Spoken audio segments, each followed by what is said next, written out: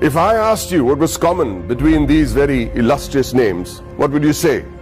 Mr. Kumar Mangalam Birla, Mr. Motilal Oswal, Mr. Suresh Prabhu, Mr. Shekhar Kapoor, Mr. Piyush Goyal, Rakesh Junjunwala.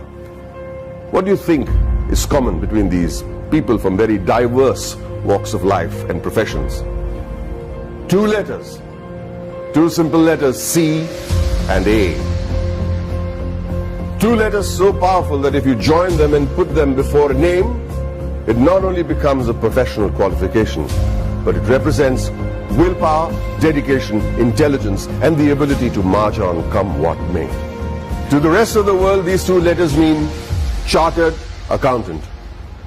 But to me, it means something completely different. Committed achievers. Let me tell you a story about a committed achiever. A young girl was wrongly prescribed penicillin for a common cold. What happened was that she became visually impaired. A 9-year-old became blind. She decided to become a chartered accountant. Her name was Rajni Gopal. So what if she was visually impaired? The world may think of it as a handicap, but she did not. In another story, the daughter of a man who sold coffee outside Borivali railway station on a bicycle decides to learn English in the 7th standard. And she fails. Tries again, fails again. She goes on to become a chartered accountant. Did she ever think that language would be a barrier? She did not. Did she ever think that her financial status would be a barrier? She did not. All she wanted to do was become a chartered accountant, a committed achiever. The only place where achievement comes before commitment is in the dictionary. It was this commitment to achieve that led to the formation of this organization that would change the economic structure of this country forever. ICAI, the Institute of Chartered Accountants of India. The leaders of this nation were visionaries.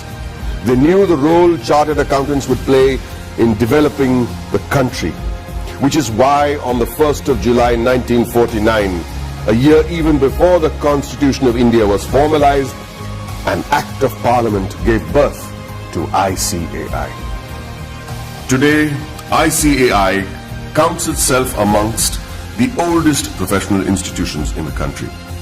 Born as a regulator of accounting profession to aid the economic growth of the nation, it is the second largest professional accounting and finance body in the world in terms of members, with a current roster of about 2.5 lakh members and counting as I speak, with a presence of about 71,000 female chartered accountants and 3.5 lakh girl students.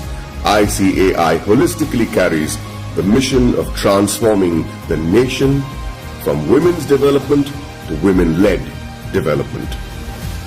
During its eventful journey of 70 years, ICAI has become an integral part of the Indian economy, taking it on the path of the fastest growing economy in the world. With its emphasis on financial reform, ICAI radiates with shining milestones that stand as the acknowledged cornerstone of India's economic growth.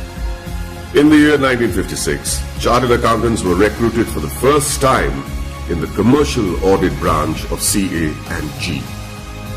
Many of you may not be aware that many accountants were part of the Indian freedom struggle, like First Lady Auditor C.A.R. Sivabhogam, who participated in non-cooperation movement on the call of the father of our nation, Mahatma Gandhiji.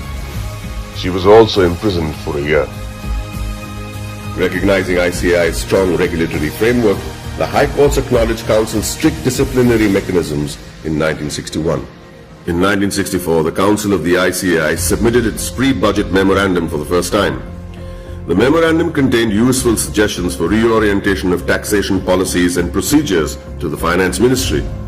The process was so helpful that it is being practiced ever since.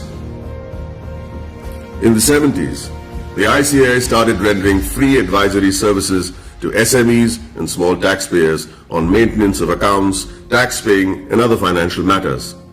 Not only did it enhance the financial literacy of businessmen and citizens, more importantly, it started the industrial growth in the country. It also collaborated with the government to enlarge the scheme of scholarships. With all humility, I wish to mention that in the year 1972, ICAI members had provided pro bono professional services to the heirs of the Jawans and officers of the armed forces who sacrificed their lives in the war.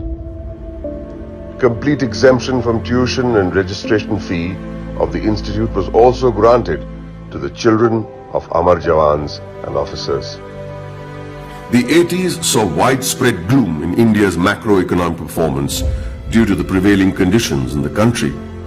However, during the period between 1980 and 1990, the economy began to improve and growth rate accelerated. The government appointed CA members on various committees like boards of public sector undertakings and nationalized banks. The government also appointed ICAI as an expert and independent advisor on company law, fiscal and various other committees. The corporate sector, the public sector corporations, cooperative societies and public trusts were brought under the accounting discipline by legislation. In the 90s, sales tax audit was introduced in many states, which was a direct result of ICAI's efforts to showcase the role played by the CA community. ICAI developed a research center in the form of a non-profit company to be named as Accounting Research Foundation. It was during this time that the government recognized the ICAI as the sole recommendatory body for setting accounting standards in the country. 2000 and onwards marked the period when many MRA MOUs had been signed with many international bodies such as ICAEW, CPA Australia, Ireland, CICA, etc. ICAI was granted recognition by IGNU as a research center for the benefit of its members and employees to pursue doctoral research from IGNU. E-Sahayata was launched as an electronic service for members and students of ICAI to provide prompt services against their queries, complaints and grievances. In 2007, ICAI decided to recognize the CA leaders in industries, which gave birth to a glittering awards function. In 2009, ICAI was awarded the Recognition of Excellence Award by the then President of India, Srimati Pratibha Patil. In the year 2014, the Honorable Prime Minister of India, Sri Narendra Modi, nominated ICAI for the Swachh Bharat Abhiyan. Under the banner of Swachh Bharat Abhiyan, Swachh Vidyalaya Abhiyan was launched in the year 2015 to provide separate toilets for boys and girls in all government schools throughout the country. ICAI undertook a pilot study for the Indian Railways. The in-depth cost analysis helped in streamlining the running of the railways. Considering the importance of the legislation, namely black money, and the imposition of Tax Act 2015, CBDT decided to go all out and conduct workshops with ICAI to clarify any doubt the assessees may have had. ICAI was chosen as the preferred institution to partner with the Government of India to create awareness and maximize the potential of the Income Declaration Scheme 2016. ICAI, jointly with the Ministry of Finance and the Ministry of Commerce and Industry, organized events at more than 470 locations across the country. It was attended by more than 42,000 citizens, including chartered accountants, company secretaries, advocates, and members from trade and industry. ICAI's contribution to the scheme was acknowledged by Shri Arun Jaitley, Honorable Minister of Finance and Corporate Affairs. For the benefit of its members, ICAI established the Indian Institute of Insolvency Professionals of ICAI. ICAI extended its technical and infrastructural support towards the accounting reforms of various government offices. This meant moving from cash to accrual system of accounting after assessing the tremendous positive impact on national financial reporting. It was also an important year for the Indian economy, with GST being touted as the game changer, leading to one nation, one tax. ICAI, as always, was there to partner the government towards effective and smooth implementation of GST throughout the nation. As a result, ICAI and CA members became a proud knowledge partner for GST success. For a clearer understanding of GST, ICAI carried out more than 3,000 programs benefiting more than 2.5 lakh participants.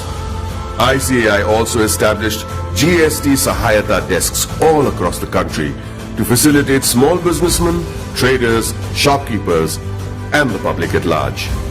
ICAI has created a milestone by launching various incubation centers. In line with the Prime Minister's vision to support startups, ICAI is providing massive platforms to help CAs start their businesses. Not many people know that there is an accountancy museum in India, or that the ICAI is the first accounting body in the world to start a digital accounting and insurance board, or that there are 3 forensic labs in India to monitor financial bungling and frauds. With this, the ICAI is keeping its eyes and vision firmly on the future. The ICAI has a very strict code of ethics. Its motto is taken from the Upanishads, Yayeshu Sapteshu Jagriti, which translates as the one that is awake in those that sleep. Here's to the guardians who stayed awake and protected us while the rest of us slept. I'd like to salute this institute for the work it has done in the past 7 decades and wish them the very best in the years to come.